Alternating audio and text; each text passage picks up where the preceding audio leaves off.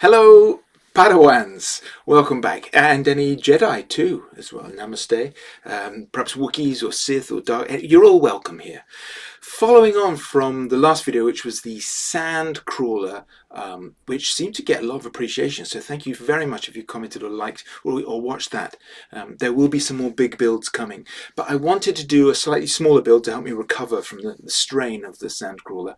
And I can't have Jawas and droids without giving them someone to sell their droids to. So we obviously need an Uncle Owen and, of course, an Aunt Beru. And I didn't really want to do the smouldering corpse version. That always gives me the heebie-jeebies. Seems a little bit disrespectful. They did a lot for Luke, and I want to honour that. So I'm bringing them back to fleshy life via some heads that I got through Syndicate Customs. They did the prints for me, and some beautiful prints they are. So that's what I'm working with. We're about to jump to the painting cupboard. Jay Vortman asked in the comments a while back for a jingle for the transition to the painting cupboard. So who am I to argue with the Padawan comments section? So here comes your jingle, John. Let's throw caution to the wind and show no restraint. Anything can happen in the cupboard of paint. Yowzers. Massive thanks to my friend Simeon Corti, who wrote and recorded that and even indulged me in allowing me to record the vocal. So thanks, Sim. You can see I started by painting the heads black and then painting downwards with white just to give it a sense of highlight, and then with a sort of generic but fairly light skin colour, just doing a little wash just to start the colour off. Now I'm just getting into some of the pinker areas of the face, just sort of rouging them up a bit, and these are all really thin, watered down shades, pretty much as watery as I could make it and still have the paint behave consistently. Adding then a little bit of sort of sandy colour, slightly sandier skin colour to Owen, who's got much more of a sort of weather beaten, tanned by the Tatooine sun's face. Guess I'd be tanned too if I was under two suns. And then just around the eye, and building up the rouge where it would be a bit pinker.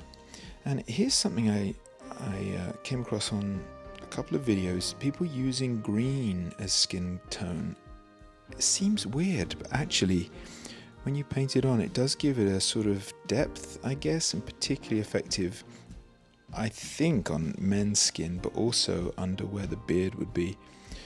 So there I'm just sort of creating a bit of darker colour and then blending it in again just into the rouge. This is a much darker pink now that goes around the eyes, just to give them that sense of a little bit of weariness, and then also a little bit into the cracks and the folds, a little bit on the wrinkles, and in this way just sort of gently building up until it came to a place that I was happy with. Really, I can't stress this enough, and I still need to sort of keep practicing it, but the really thin layers are the way to go. And I'm using a hairdryer when I get impatient, just in between, give it a quick blast in between different layers. And here again for the sort of chin, it's going to be in the shadow and around the sort of stubble line, just a slightly darker colour, just to give it that little bit of shadow, that sort of 5 o'clock shadow, that weary look that Uncle Owen has. I'm really pleased with this. I do find men's faces easier than women's. I found Uncle Owen easier than Aunt Beru. I think the cragginess and the sort of variety of colours in his face was very pleasing to do.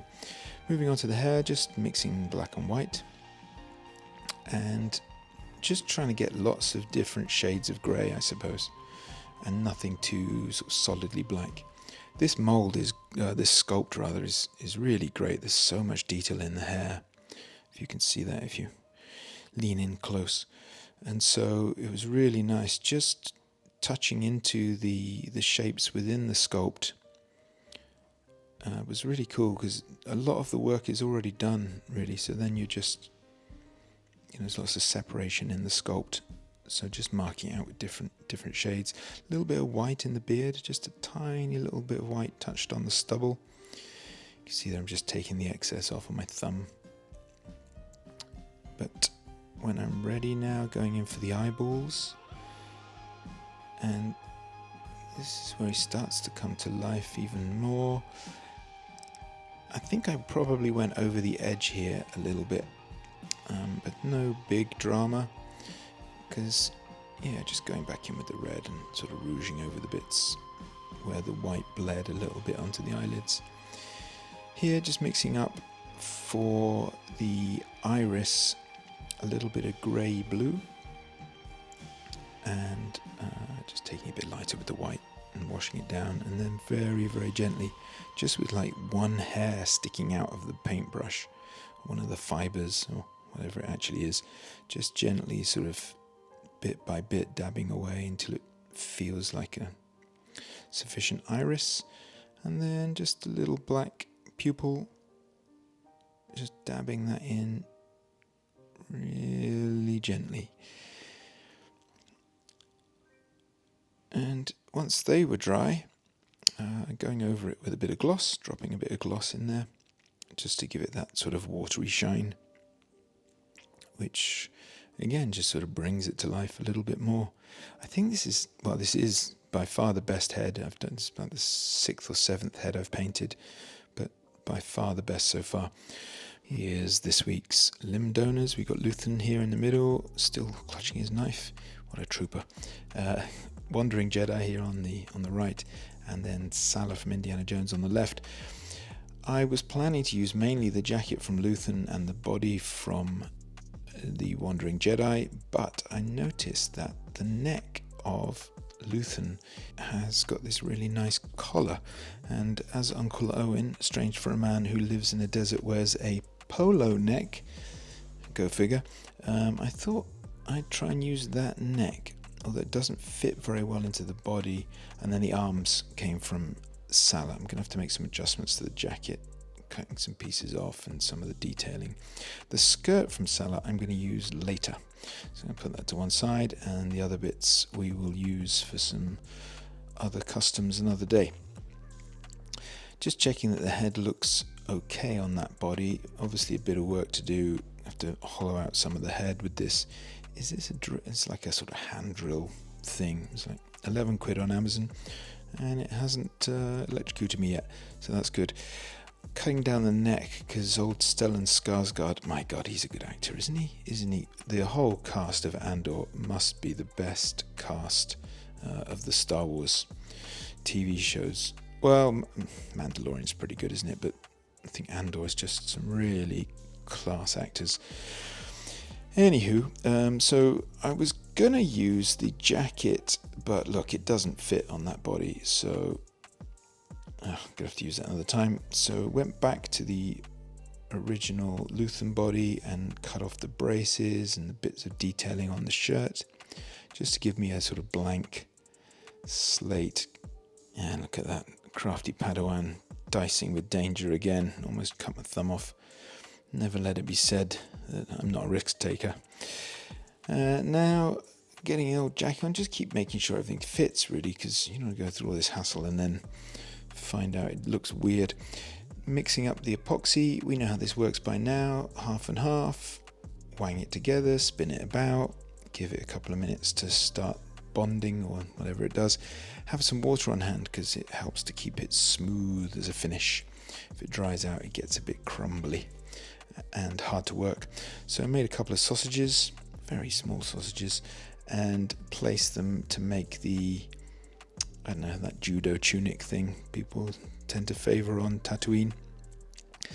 And just squidging that down and then sort of blending it towards the bottom, so keeping a fairly straight edge on the top and then smoothing it towards the actual clothes itself. So you don't need to cover everything, or I didn't anyway. And then just keeping a nice straight line for the edge. Lots of water here to try and keep it smooth. Some of my early work with sculptor mold is a little bit crumbly, a bit bitty, so that's why I'm using so much water. Then I'm just marking the folds and then putting in some creases just with whatever this rubber tool is called. Then mixing up for the polo neck. What a wonderful choice for a man who lives in a hot desert with 2 sons. Yeah, get a polo neck on, son. Perfect. Now just cutting off the bits I don't need from the coat, sanding down, and then I covered it with this high coat filler primer thing, and that seemed to get it a bit smoother as well, which was nice. And now I'm just mixing up the colours for his clothes. They all come from the same core colours. Those 3 colours, I just changed the shading so they look like they kind of go together. They're still in the same palette, I guess, just different shades of it. And that light green was just added to the mix for the judo-y tunic bit. So once I got this painted, I thought I'd do a bit of a spray paint underneath, so just a nice finish, which is why I then pipette it up into the spray gun. What's it called? I had this problem before. I can't remember what the spray airbrush. There we go. Thanks so much to the person who corrected me on that. I couldn't remember it before. Here, just making sure the arms obviously same color as the coat, and then this inner piece as well. There's just a little hint of green on the body there, and then on the accompanying skirt piece that goes below the belt. Here again, just trying to tidy up, cut away. So as I tried it on, I noticed I had a bit too much coat still. Uncle Owen wears his jacket, you'll notice in the movie, really loose around his shoulders. Jumping across to Aunt Beru's body, got a few different options. There's Andor, Leia, Jannah from Rise of Skywalker, I think, and also the dress there.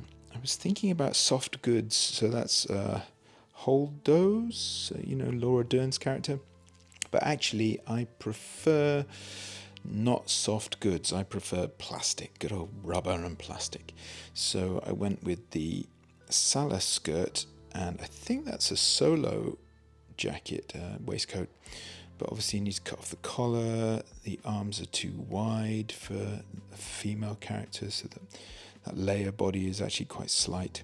So just cutting it down. Also the overall shape of the jacket. So I'm just sort of reshaping that, sliding off the edges there of the waistcoat. Try not to slide off the edge of my finger. And this is obviously a bit too tall as well, because it's quite a large male figure. So just cutting off the belt to make the bottom of the dress. And then just taking off the edge. So I'm just trying to feather the edge so it sits nice and tight against the waist, because I didn't want it to be a massive bump. For the Jannah body, I'm now just sort of hacking away at some of the moulding. And there you go, just sort of making this skirt a bit tighter, a bit smaller, working out where I can glue it. You can see I'm just cutting away bits, which means I'm going to have to get the old sculptor mold out again in a second just to reshape. There we go, to reshape the figure a little bit. It also had some belts, gaps on the body which I needed to fill in. So just redoing the line of the top. And just sort of smoothing it through a little bit. It's all quite straightforward. Lots of water to try and keep it smooth. Again, didn't want it bobbly, so just working it and then smoothing it flat. The sleeves were great. I really liked the sleeves on the Andor layer, but they weren't quite the right shape, so just had to fill a little bit in with sculptor mold because they were sort of in 2 parts. So again, just filling it in and then making some grooves, some folds in the fabric so it looks consistent with the rest of the arm. Sprayed this thing white and then realised after I'd sprayed it I needed to cut some more detail off it, so cut those off. Ah, yes, Loctite. When you absolutely, positively have to superglue every finger in the room. Except no substitute. So, I think I only superglued my fingers together 2 or 3 times in this project, which is progress. It's progress for me. And here you can see I'm just blending now that skirt. There are a couple of gaps in the skirt, so I've tried to fill it with some success. And then blending, because it's a dress actually, not a skirt and top, I think, that Aunt Beru is wearing. So I'm just trying to get rid of that join line, which was okay. Then give it a good old spray with some brown. And at this point it's starting to look like I've just spent a couple of hours making a chocolate traffic cone. But that's okay, it's going to come to life with some other stuff. Here, just starting to make the shirt. So under Aunt Beru's dress, she's got that very sort of 70s brown orangey shirt combo with a very wide collar that sits over the top of the jacket. So I had to fix that to the jacket, and then I wanted that waistcoat to still come off, so it's still sort of independent, but just making sure it's nice and clean around the edges there. Mixing up a particular shade of 70s orangey brown for this shirt. I think this was too orange, so I went ahead and put a bit more brown on it. Got a bit carried away with the orange. But as I go, just sort of cleaning up, making sure it's nice and tidy. And here's the bit I felt so pleased with myself for this idea. Just making a mold, a sort of stamp in the top of a pencil eraser. And mixing up the brown then, because Aunt Beru's got this sort of, again, 70s patterned shirt on. And rather than trying to sort of paint it individually, I thought I'd make a sort of mini stamp. And it worked okay. Gave it some variety. It wasn't perfect, but not bad. I'll give myself a 6 out of 10. Even though rather pleased with the concept of using a stamp. Here, I stupidly wasn't painting the neck. I learned a lesson here. When you paint a head, paint the neck at the same time. And probably the hands too, because otherwise you end up with things not matching and then you're trying to colour match. So we'll definitely paint it all next time, rather than what I'm doing here is putting the head on going, yeah, it's not quite right, is it? Going back and changing the colour. So it's just mucking about with the shades, but it was a pain. And now getting into Aunt Beru's head. So we've seen, I did the sort of base previously, now just putting in where it would be red in the folds, a bit of rouge, dropping in a bit of the sort of slightly browner skin. She's not as tanned as Uncle Owen, but then, Uncle Owen's grafting with those moisture things day in, day out. Aunt Beru's mucking about with blue milk. So, yeah, just filling in then, a little bit more tidying up. Like there were just little bits of, as you paint stuff, it tends to show up a lot of imperfections. So at this point then, I'm not ideal, but going back and sort of correcting, tidying up. A little bit more flesh colour over the top. And Aunt Beru was going really well, I thought, until you're about to see in just a moment, she wasn't. But at this point, not too bad. Just layering in some light shading. It's a really lovely sculpt, this. There's loads of fine lines, lots of sort of wrinkle lines, which is really very cool to paint. Next, for the iris, Sheila Fraser had really lovely light blue eyes, so just dabbing that in. Again, almost using just sort of one hair on the edge of the brush. And then still working with the colour, matching the head up with the neck as best as I can, so it looks nice and consistent. The hair is obviously a mix of browns, but with some greys as well. So it's just trying, again, similar to Uncle Owen, just trying to use lots of different shades and letting some of that grey come through in places. At this point, I started to think maybe the face is a little bit dark. So I tried to lighten it, and then I hit a big problem. And I had to rub off half of the face and start again.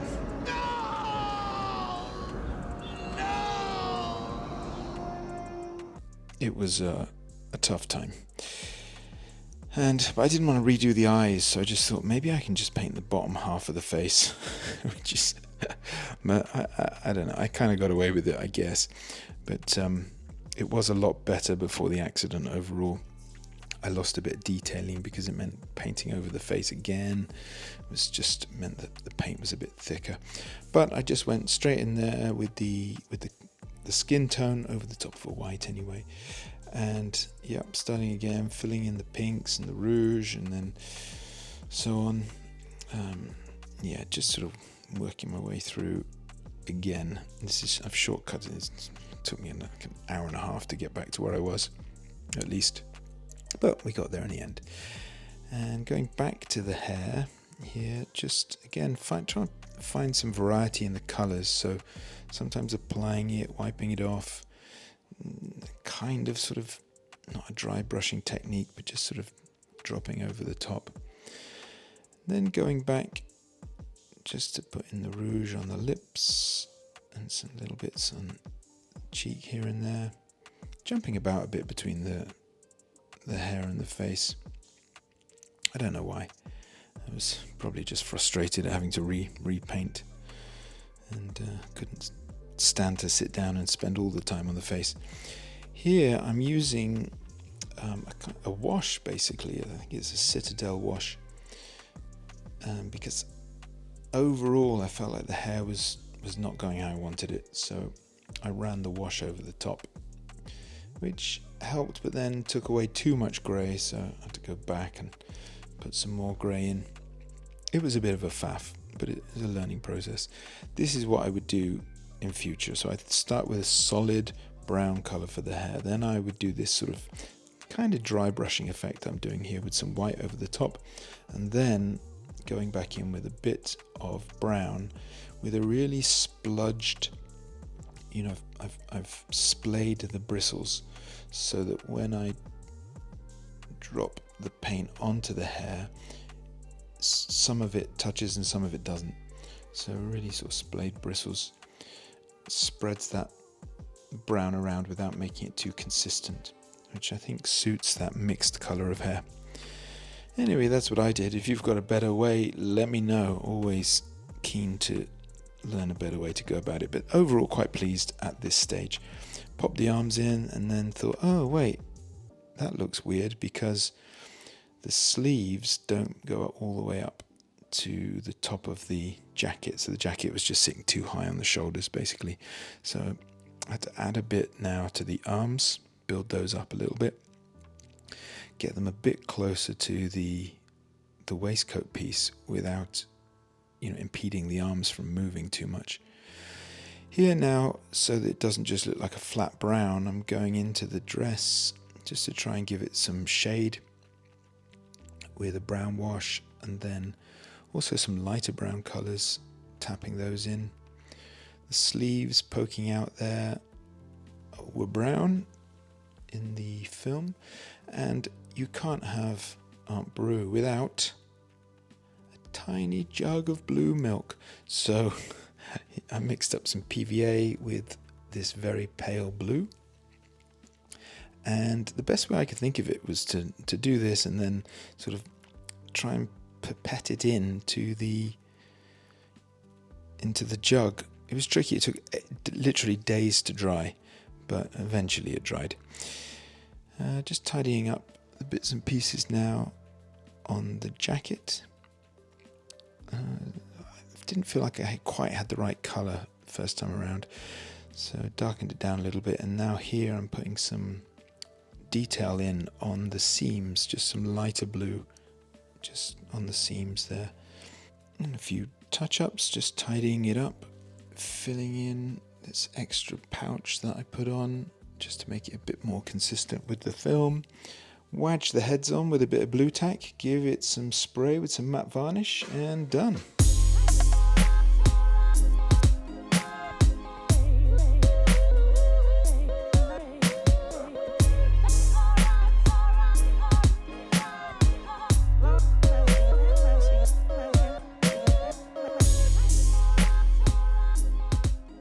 So here they are. Well, here's Aunt Beru anyway. Pretty pleased with how they turned out. I lost a little bit of the detail in the sculpt, some really beautiful detail in the lines, and I lost a bit of that because I overworked the face.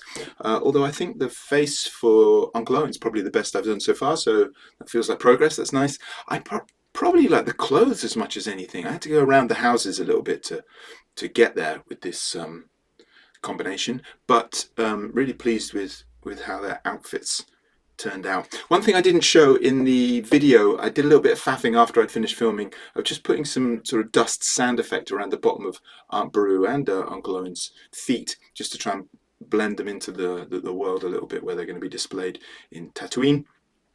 And I used tile grout and I brushed it on. It looked great, but when I went to fix it with the matte varnish spray, you can see what's going to happen. It blasted most of it off.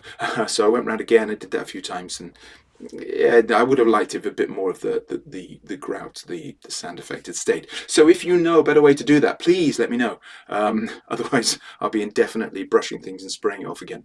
So yeah, let me know if there's a good way to put sand, dust around figures, and importantly fix it on.